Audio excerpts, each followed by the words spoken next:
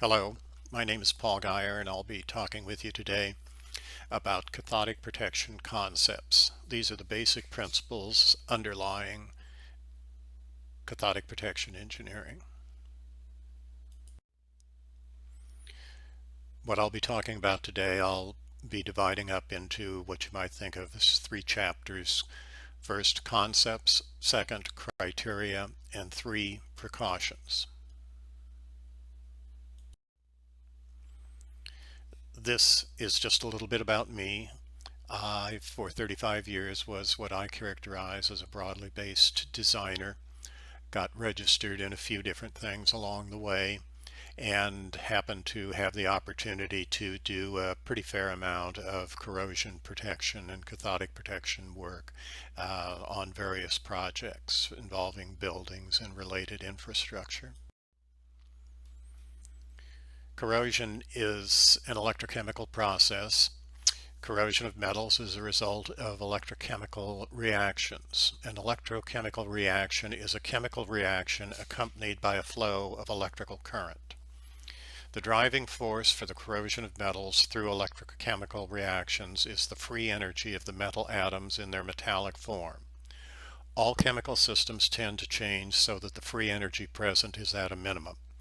This is analogous to the flow of water downhill to minimize the free energy due to gravity. Most engineering metals are found in nature in a form with low free energy. These metal ores are chemical compounds consisting of the metal atoms combined with other atoms such as oxygen or sulfur. The process of breaking up these ores into their metallic and nonmetallic atoms involves an addition of energy in order to free the metal atoms from the natural low energy content chemical compounds. The corrosion process is driven by the tendency of these metal atoms to revert to their natural state. If corrosion products are analyzed, their chemical composition is usually identical to the ore from which the metal was originally obtained.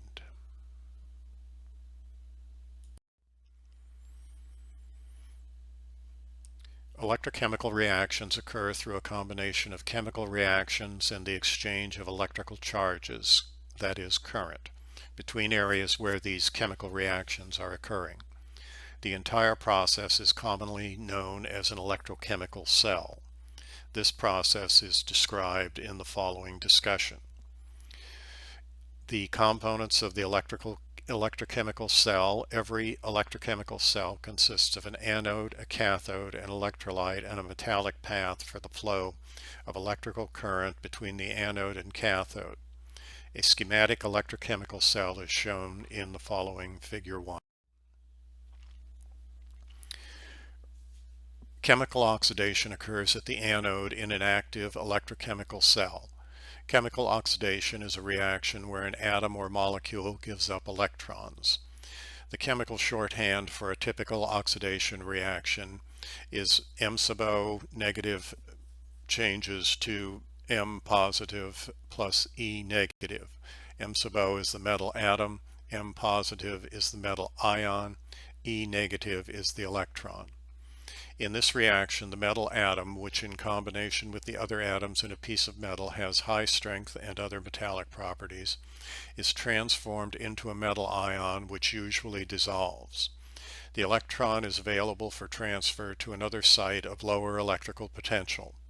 At the cathode in an active electrochemical cell, chemical reduction occurs. Chemical reduction is a reaction where an atom or molecule gains electrons. The chemical shorthand for a typical reduction reaction is R positive plus E negative changes to R sub 0 negative,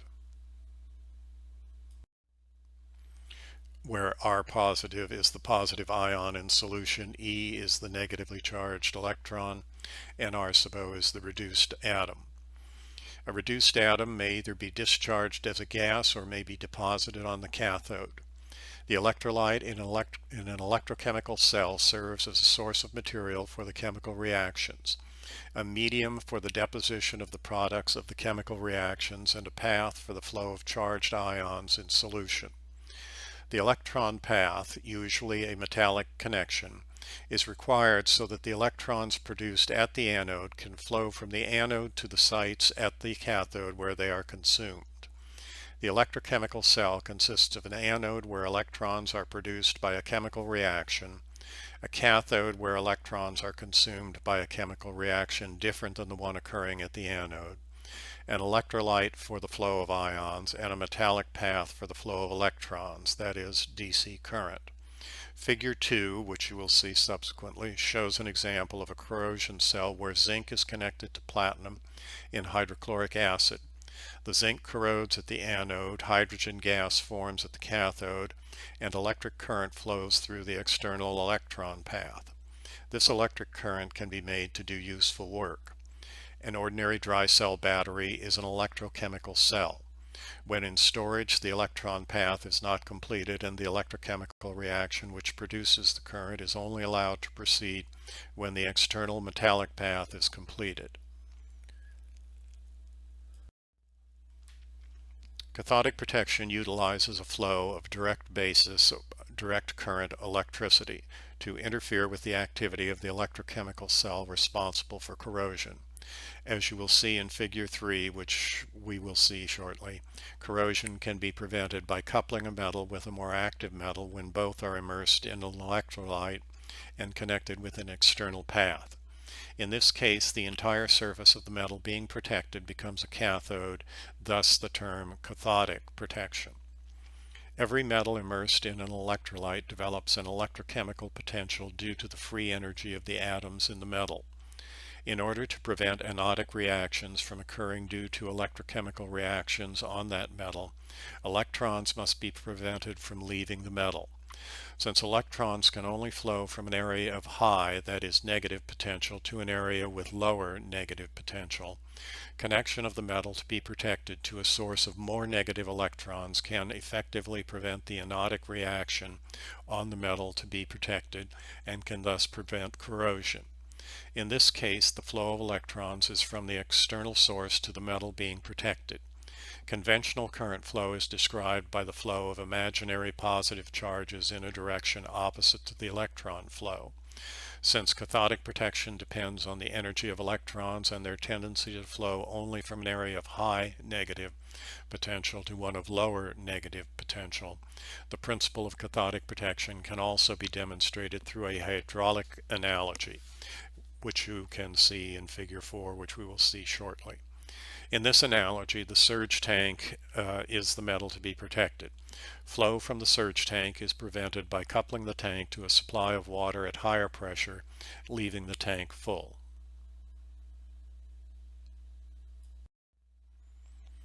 Cathodic protection is only one of many methods of corrosion control.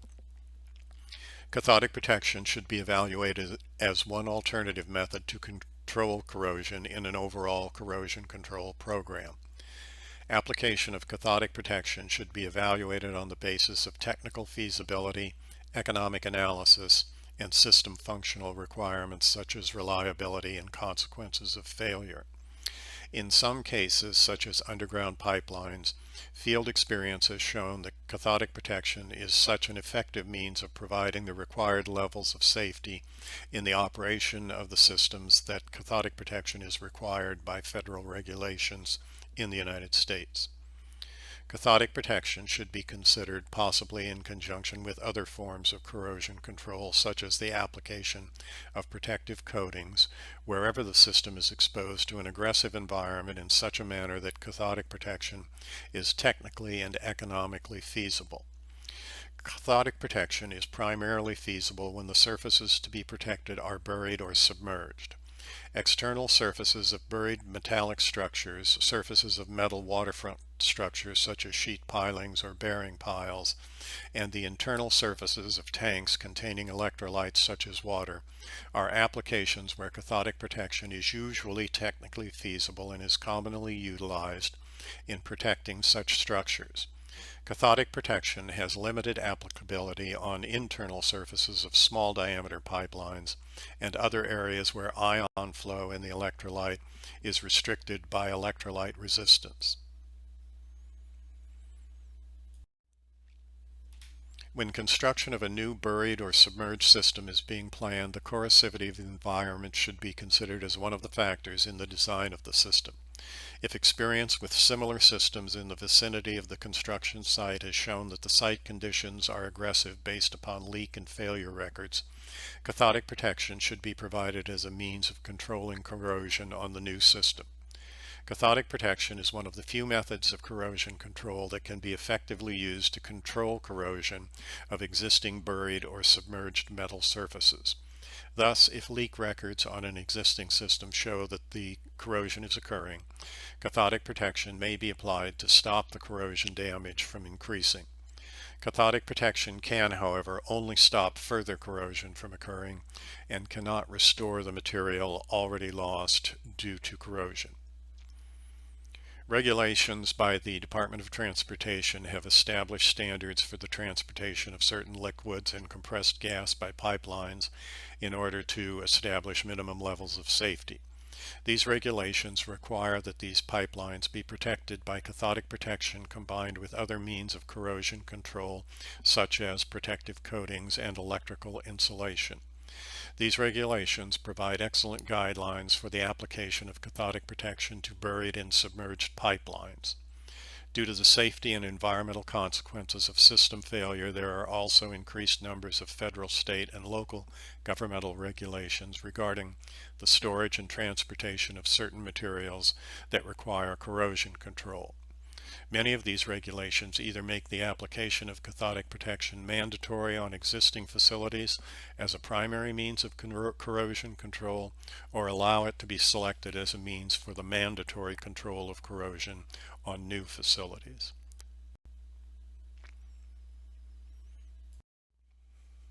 Figure 1 indicates the basic electrochemical cell, anode on the left, cathode on the right. The electrolyte is in this case, it appears to be water as the electrolyte, and the metallic path, typically a copper wire.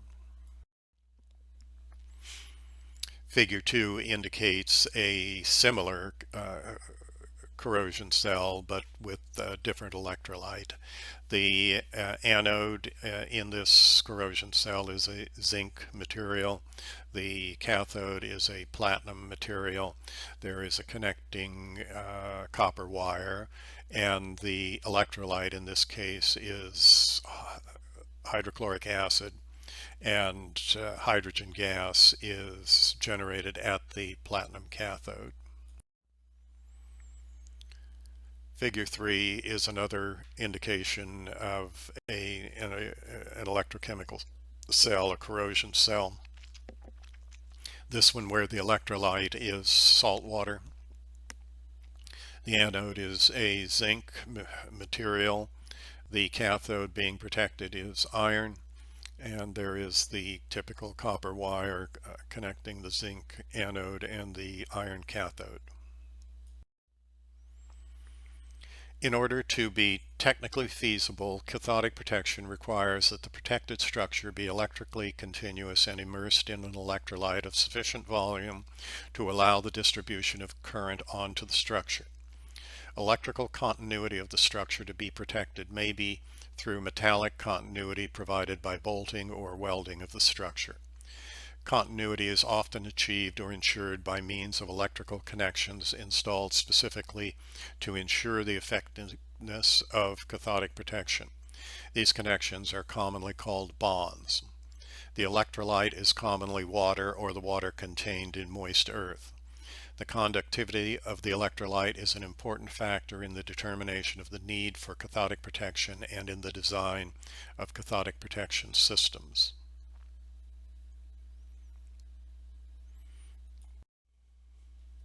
Cathodic protection also requires the presence of a source of electrical current at the proper voltage or potential to prevent attack on the structure. These sources of current are commonly called anodes.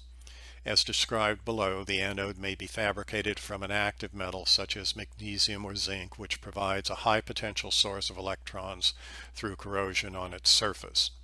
The anodes may also be fabricated from a relatively inert material which has the ability to pass current from its surface without being consumed at a high rate but which requires the use of an external energy source to increase the potential of the electrons supplied to the structure being protected.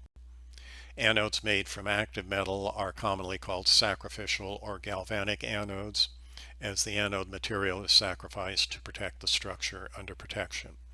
The inert anodes are commonly called impressed current anodes, as the external energy source is used to impress a current onto the structure under protection. The anodes must be electrically connected to the structure through a metallic connection in order to complete the circuit of the electrochemical cell responsible for the protection of the structure. Cathodic protection in the sacrificial anode system is essentially a controlled electrochemical cell, which you will see illustrated in Figure 5 shortly. Corrosion on the protected structure is shifted to the anode. The anode is consumed in the process, but is designed and installed so that it is easily replaced when consumed. Anode life of 10 to 15 years is common. Anode life is dependent upon the amount of current emitted by the anodes and their size. If the cathodic protection system is properly designed and installed, and if it is properly maintained, including periodic replacement of anodes as necessary, the structure being protected is essentially immune to corrosive attack, and its lifetime is limited by other factors such as mission requirements or mechanical damage. Figure 5 indicates the two fundamental types of cathodic protection system. On the left, the sacrificial anode or galvanic system, with the anode being a metal such as zinc or magnesium. The protected structure is typically an iron metal, and that is the protected cathode, and the electrolyte is the soil, and there is the metallic copper wire connection between the anode and the cathode, and it is in this cell that current flows. On the right is the impressed current system, where the basic elements of an anode and cathode are still present, and the electrolyte, of course, the soil. But in the impressed current system, an external source of power is included in the circuit, and that is normally a rectifier, which of course is a common piece of electrical equipment that converts AC utility power to direct current, which is necessary for the proper functioning of the electrochemical cell. The materials used for sacrificial anodes are either relatively pure active metals such as zinc or magnesium, or alloys of magnesium or aluminum that have been specifically developed for use as sacrificial anodes. In applications where the anodes are buried, a specific chemical backfill material surrounds the anode in order to ensure the anode will produce the desired output. Sacrificial anodes are normally supplied with either lead wires or cast-in-place straps to facilitate their connection to the structure being protected. The lead wires may be attached to the structure by welding or mechanical connections. These should have a low resistance and should be insulated to prevent increased resistance or damage due to corrosion. Where anodes with cast-in straps are used, the straps should be welded directly to the structure if possible, or if welding is not possible, used as locations for attachments using mechanical fasteners. A low resistance mechanically adequate attachment is required for good protection and resistance to mechanical damage. Welded connections are preferred to avoid the increase in resistance that can occur with metallic connections.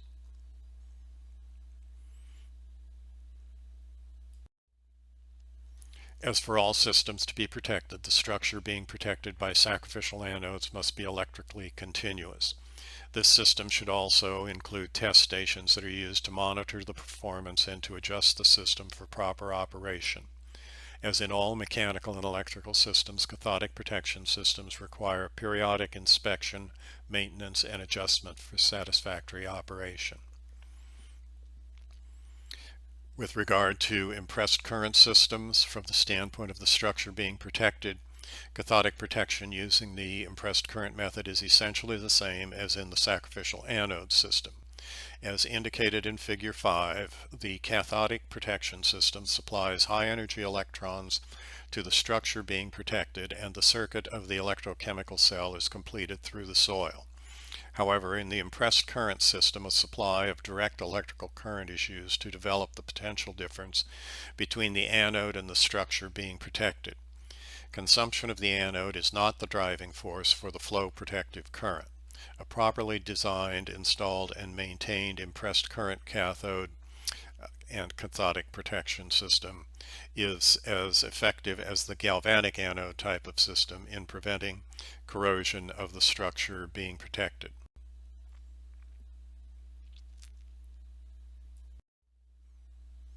The materials commonly used for impressed current cathodic protection have the capability of passing a current into the environment without being consumed at a high rate. Graphite and high silicon cast iron are the most commonly used impressed current cathodic protection anode materials. However, other materials such as magnetite, platinum, and newly developed oxide-coated ceramic materials have been successfully used. For buried anodes, a backfill consisting of carbonaceous material is normally used to decrease the electrical resistance of the anode, to provide a uniform low resistivity environment surrounding the anode, and to allow for the venting of gases produced at the anode surface. The supply of direct electrical current used to develop the potential difference between the anode and the structure being protected is normally a rectifier, which changes alternating current to direct current of the appropriate voltage and current output. However, in special applications, other direct current power sources such as solar cells, thermoelectric cells, motor generator sets, and wind-driven generators may be used.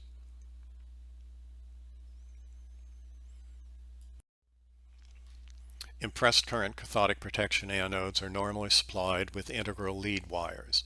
In impressed current cathodic protection systems, the anodes are connected to the positive terminal of the rectifier, and a wire connection is made between the negative terminal of the rectifier and the system or structure to be protected. The lead wires are connected to the cathodic protection system by welding or mechanical connections. These should have a low resistance and should be insulated to prevent increased resistance or damage due to corrosion. In applications where multiple anodes are used, the individual anode lead wires are often attached to a larger header cable which is connected to the rectifier. As the wire between the rectifier and the anode is under a high positive potential, very rapid attack of the wire will occur where there is a break in the wire insulation and the wire comes in direct contact with the electrolyte. The insulation on this cable is very critical, and high quality insulation and care and installation is required for this application. As for all systems to be protected, the structure being protected by impressed current must be electrically continuous. The system should also include test stations which are used to monitor the performance and to adjust the system for proper operation. As in the case of sacrificial anode systems, impressed current cathodic protection systems require periodic inspection, maintenance, and adjustment for satisfactory operation.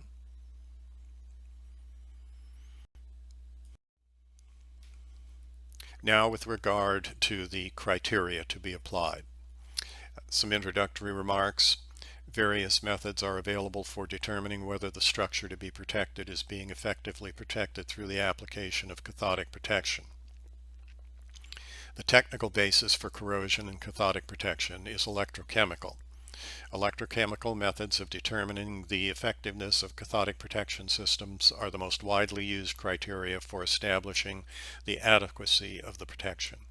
In addition to electrochemical methods, inspections to determine the actual condition of the structure being protected can be used to determine whether or not effective protection has been achieved in the past.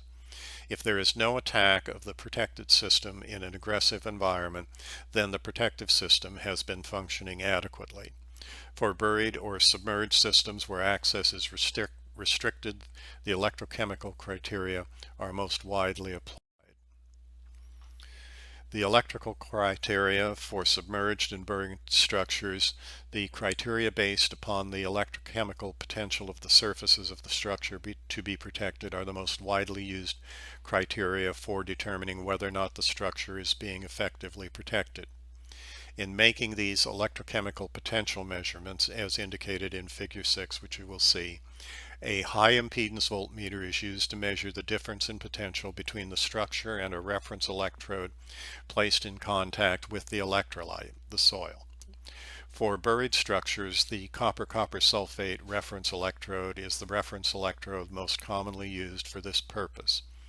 For structures submerged in seawater, the silver-silver chloride reference electrode is commonly used. Other reference electrodes can be used when appropriate. Potential readings obtained using any given reference electrode can be related to readings obtained with other reference electrodes. In order to assure that the potential readings obtained are properly interpreted, the reference electrode should always be noted. Readings should be reported as indicated versus as indicated, where XX is as shown and YYY is the reference electrode used to measure the structure potential. As these potential measurements are most commonly used to measure the potential of buried pipelines, they are commonly called pipe-to-soil potentials, even though they may refer to the wall of a water storage tank in contact with potable water. The more precise term for these measurements is structure-to-electrolyte potential. In order to determine whether or not a given surface is being adequately protected, structure-to-electrolyte measurements are taken at various locations surrounding the structure. Based upon a combination of corrosion theory, experimental and laboratory tests, and more importantly, upon actual field experience with a large number of protected structures, criteria for interpreting these structure-to-electrolyte potentials have been developed.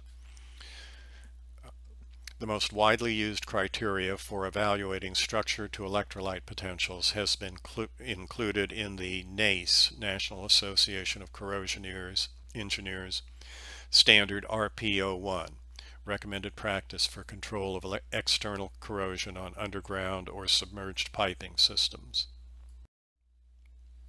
Figure 6 indicates a structure-to-electrolyte potential measurement.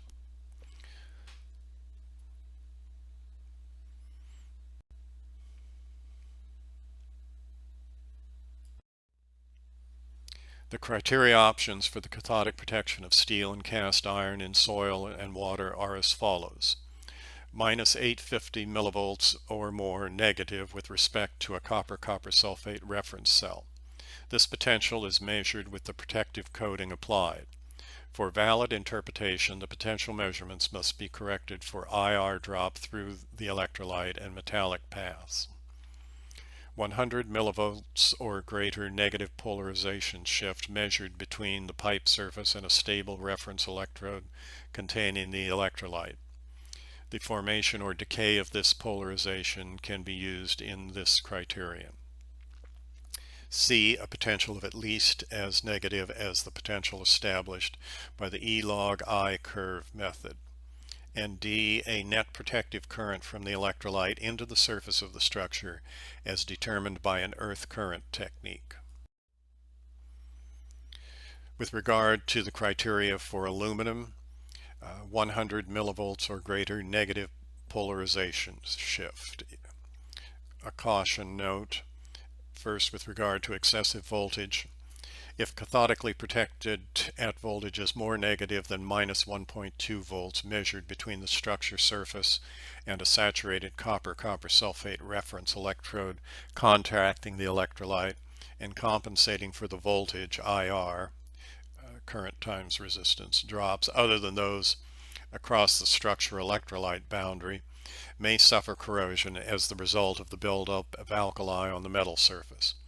A voltage more negative than minus 1.2 volts should not be used unless previous test results indicate no appreciable corrosion will occur in the particular environment. The second precautionary note is with regard to alkaline soil conditions. Since aluminum may suffer from corrosion under high pH conditions and some application of cathodic protection tends to increase the pH at the metal surface, Careful investigation or testing should be made before applying cathodic protection to stop pitting attack on aluminum structures in environments with a natural pH in excess of 8. With regard to the criteria for copper, it is 100 millivolts or greater negative polarization shift. With regard to criteria for dissimilar metal structures, a negative potential equal to that required for the most anodic material should be maintained. The potential should not exceed the maximum allowable potential for any material, such as for aluminum, in the system. With regard to other electrical criteria evaluation of the structure to electrolyte potentials on other materials have been developed but are not included in NACE RPO1. The same measurement techniques and precautions are applicable to those for later editions of NACE RPO1.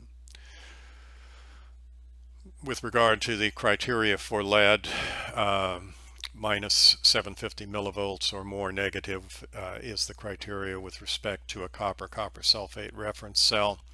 This potential is measured with the protective current applied.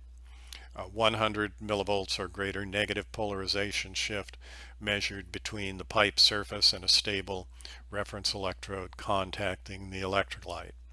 Note that with the same precautions regarding potentials over 1.2 volts and contact with alkaline soils as those for aluminum apply for lead.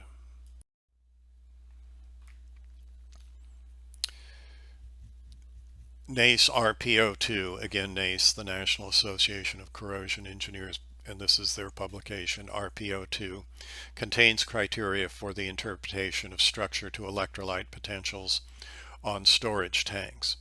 NACE RPO2 is the control of external corrosion on metallic buried, partially buried, or submerged liquid storage systems. And the criteria in this recommended practice refer to the protection of steel structures and are essentially the same as in NACE RPO1. Corrosion damage as measured by frequency of system failure usually increases logarithmically with time after the first occurrence of corrosion failure. When effective cathodic protection is applied to a structure which has experienced corrosion damage, the frequency of failures will be significantly reduced. However, due to the presence of existing corrosion damage, the failure rate will not immediately be reduced to zero. Mechanical damage and previously undetected corrosion-related damage may still result in failure, but if effective cathodic protection is achieved, corrosion failures should cease after a period of 1 or 2 years. Accurate failure records should be kept for both protected and unprotected systems in order to determine the need for cathodic protection and the effectiveness of installed systems. A typical failure rate analysis is shown in Figure 7, which you will see shortly.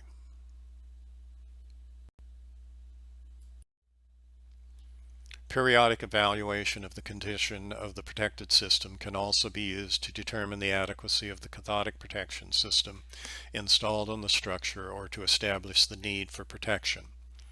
If the surface of a structure is accessible or is exposed for repairs, alterations, or specifically for the purposes of inspection, visual inspection may be used to evaluate the need for protection of the effectiveness of cathodic protection applied to the structure. Signs of corrosion, such as the presence of corrosion products, pitting, cracking, reduction in physical size, or other evidence of deterioration, should be noted.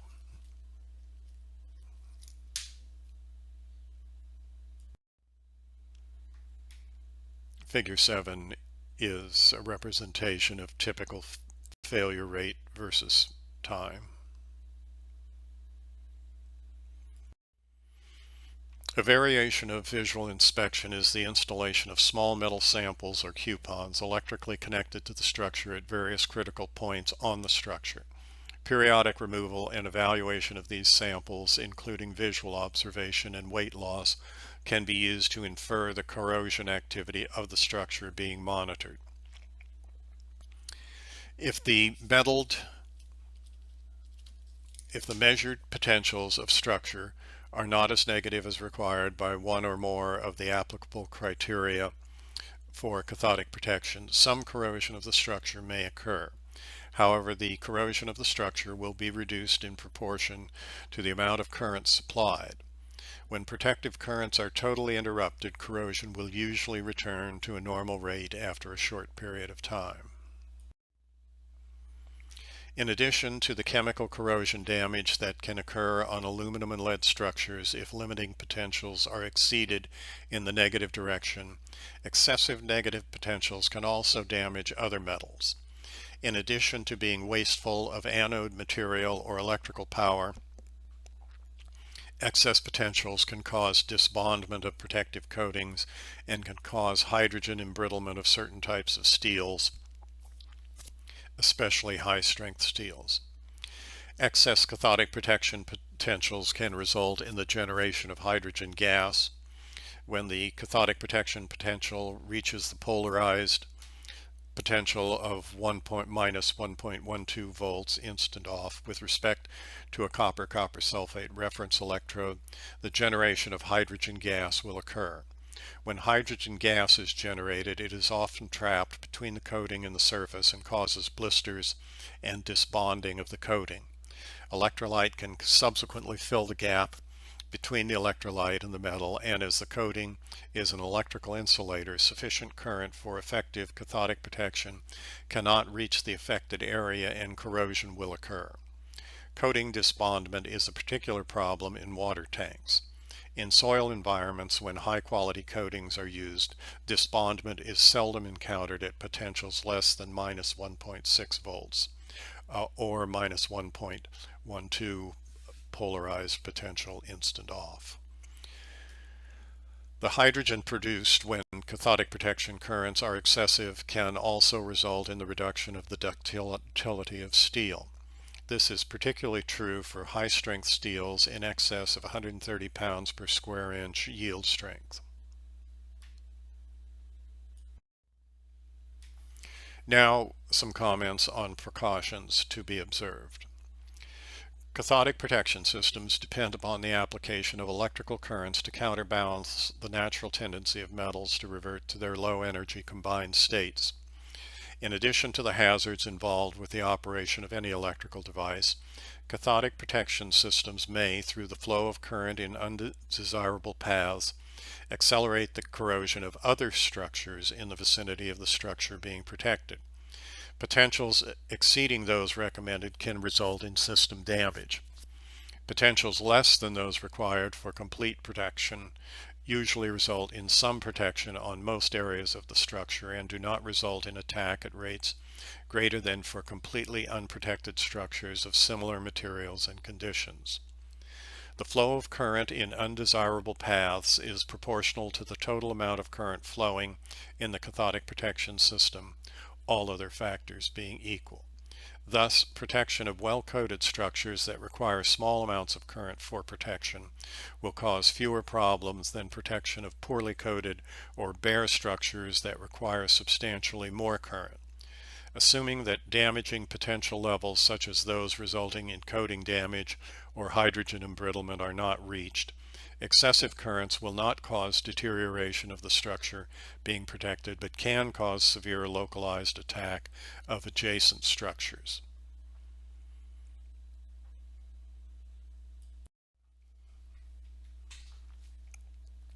The flow of current in undesirable paths resulting in accelerated attack of adjacent structures is called interference. The adjacent structures are commonly called foreign structures. In figures 8 and 9, which you will see shortly, the mechanisms of two typical situations resulting in interference are illustrated. In figure 8, the undesired current flows through two buried pipelines in the vicinity of the protected system. Corrosion is accelerated at locations where positive ions are forced to enter the environment from the metal surfaces. Although corrosion is not usually accelerated on the protected structure, cathodic interference can disturb the desired current distribution on the structure being protected and can reduce the amount of protection being received in some areas to a level below that required for complete protection. Corrosion occurs where the current leaves the structure and enters the electrolyte. In some models of electricity, the flow of positive ions in the electrolyte is used to establish the flow of imaginary positive charges in the metallic path used to describe conventional current flow. However, conventional current flow is widely used in the cathodic protection industry, and the flow of ions, positive, through the electrolyte should be described for each situation in order to avoid confusion. This description of electron and ion flow will be used throughout to explain what is actually happening. In Figure 9, the potential gradient surrounding an impressed current anode results in an electron flow along a foreign structure. This flow is described as positive ion conventional current flow from the anode through the electrolyte to the pipe, the cathode, and continuing on along the pipe, imaginary, to the point of discharge, the anode area, where accelerated corrosion occurs. Figure 8 indicates this interference from an impressed current cathodic protection system.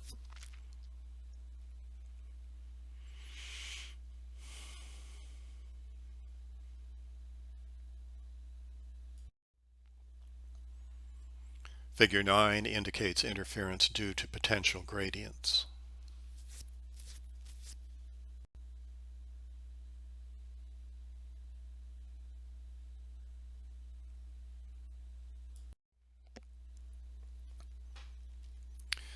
Detecting interference is an important consideration.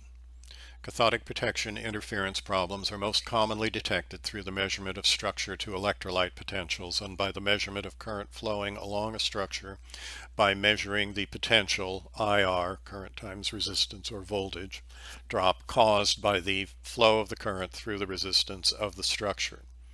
Interference is most commonly detected during the measurement of structure to electrolyte potential measurements.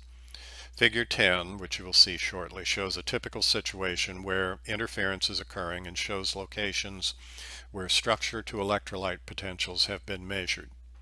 Table 1, which you will see shortly, shows the potential measurements, which are also plotted in Figure 11, which you will see, as can be seen in Figure 12, which is coming up. The location of the foreign structure can be easily determined by its influence on the protected structure.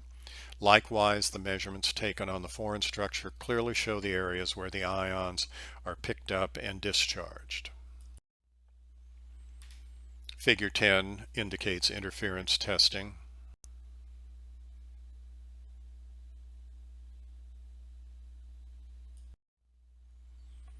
Figure 11 is a plot of potentials from interference tests.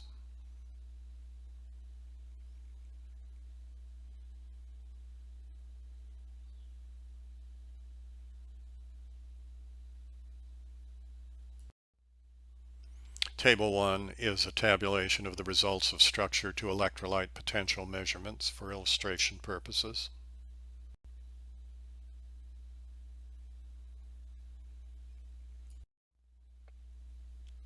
Figure 12 is a schematic of the measurement of current flow in a structure, protected structure.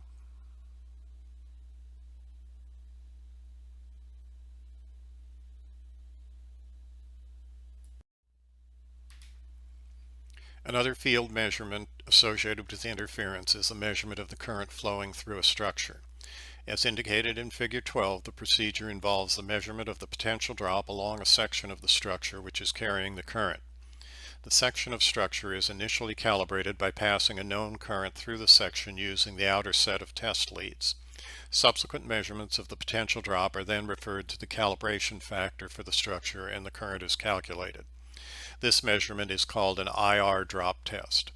Test stations are commonly installed on long pipelines to measure the current flowing in them in order to detect changes in the current, which could be an indication of either interference or problems with the cathodic protection system on the pipeline. The single most important factor in controlling interference is the location of the anode bed. In general, the remote anode beds commonly used in impressed current cathodic protection systems cause more problems with interference than do sacrificial anode systems, where the anode to structure distances are usually in the order of 10 feet or less, and the driving potential is small, 1 volt or less. The influence on foreign structures should be a primary consideration in the location of remote anode beds. One method of correcting interference is to bond the foreign structure to the protected structure. The bonding can either be a direct low resistance connection or a resistive bond. Figure 13 shows correction of an interference problem by direct bonding. Bonding both pipes together essentially makes both pipes the protected system. A test station is usually installed at such a location in order to either verify the continuity of the bond or to measure the current flowing through the bond. To allow for future bonding and testing, a bond station should be installed wherever pipelines cross and at other locations where interference is possible. Figure 13 indicates an approach to the correction of interference by direct bonding.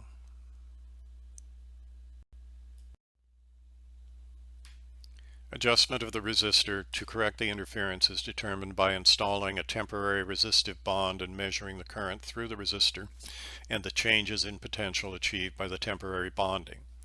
The correct value for the bond current can be approximated from these measurements by using the formula indicated with the indicated designation of the formula elements.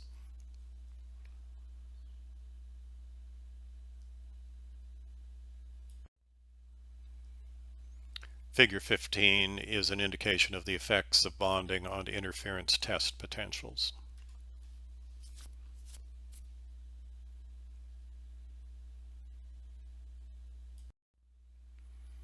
For a permanent bond, the resistor is adjusted while measuring the potential of the foreign line at the crossing. The amount of resistance is correct when the foreign line potential is equal to the natural potential. Bonding, as shown in figure 16, is also used to ensure continuity of buried structures, both for the prevention of interference and for the proper operation of cathodic protection systems. With regard to the control of interference with sacrificial anodes, in some cases, the method used to control interference is to install a sacrificial anode on the foreign structure. This could bring the potential of the foreign structure in the vicinity of the protected structure to the same or higher potential as the protected structure at the crossing, providing current to the foreign line in the opposite direction as the interference current.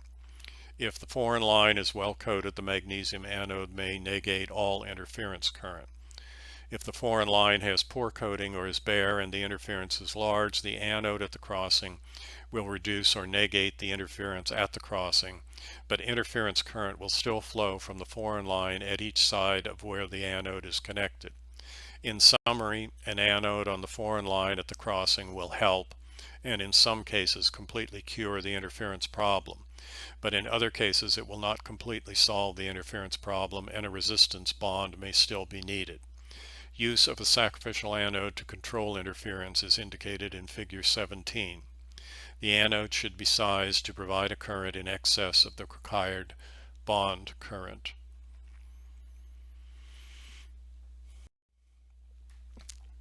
Excessive current density can result in hydrogen embrittlement or coating disbondment. In many cases, improper location of the ground beds in an impressed current system or interference from foreign structures can result in an uneven current distribution on the protected structure. In order to achieve protective potentials in some areas of the structure, excessive potentials are experienced in other areas of the structure. This situation can be corrected by installing additional anodes or relocating the anode bed to achieve a more even current distribution. In some cases, the structure can be separated into sections and the current distribution improved by the installation of resistive connections between the structure and the rectifier. Excessive potentials are seldom experienced in sacrificial anode systems, but if experienced, can usually be corrected through the installation of resistors in selected anode lead wires. The pH of the electrolyte is a consideration in determining corrosivity. Aluminum and lead should not be used or should not be cathodically protected in some environments where the pH is greater, that is more alkaline than 8.0. In tight soils such as clay, the alkali formed around the cathode by cathodic protection will increase the pH to very high levels and cause severe chemical attack on lead and aluminum. Where the electrolyte is water, which is moving and exchanged, the alkali formed by cathodic protection can wash away and the adverse effects of cathodic protection on lead and aluminum are reduced. Some types of protective coatings, particularly the alkydes, can also be damaged by highly alkaline environments.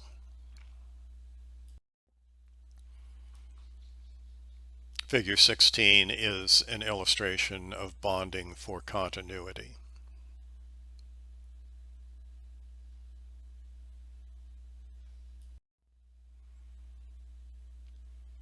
Figure 17 is a schematic indicating the control of interference with a sacrificial anode system.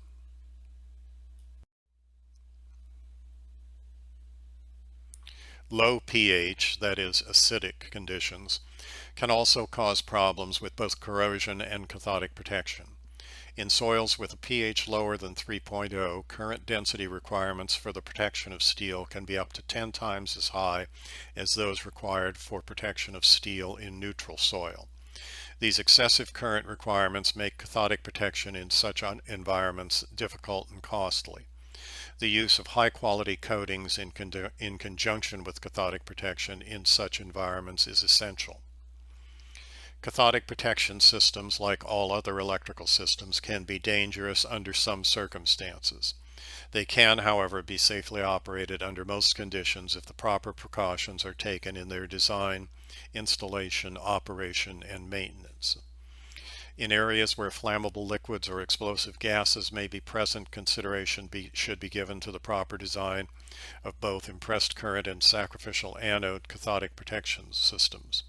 Such areas include, but are not limited to, fuel storage farms, fuel terminals and fueling areas, refineries, and manholes as with respect to sewer gas.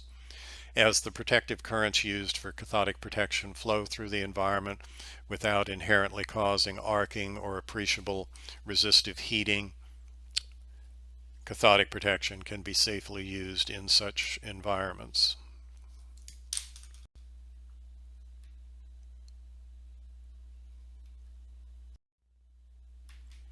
Cathodic protection rectifiers to be used in such applications should be special oil-immersed explosion-proof types or should be located outside of the hazardous area. In addition, all connections should be made in explosion-proof housings. In addition to explosive liquid and gas situations, currents from impressed current systems can be picked up on blasting leads and could cause detonation of the blasting caps. Impressed current cathodic protection systems should be turned off whenever there is blasting in the vicinity. Electrical bonding is often required for safety where ships, vehicles, or aircraft are fueled or loaded. Any voltage gradient in the soil can result in a potential difference between structures located at different points. These potential differences can result in dangerous arcing. Cathodic protection systems can increase the level of such voltage gradients. The normal electrical bonding used in such circumstances is sufficient to mitigate this hazard. The volt gradients produced by cathodic protection systems can also cause arcing when, during pipeline repairs, the pipeline is severed. A temporary bond installed across the pipeline before cutting should be used to prevent this hazard. Interference caused by docking a vessel in the vicinity of a cathodically protected pier or quay wall can cause accelerated attack on the vessel, as illustrated in Figure 18. This problem is normally prevented by using a direct bond between the protected structure and the vessel, as illustrated in Figure 19.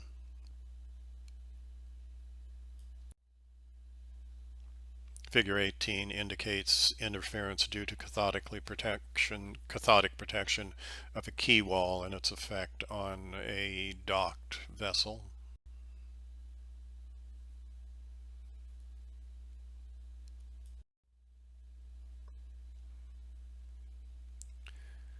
As is the case for any large structure in the vicinity of an AC electrical transmission line. AC can be induced on underground or above ground components of cathodic protection systems, including the structure being protected.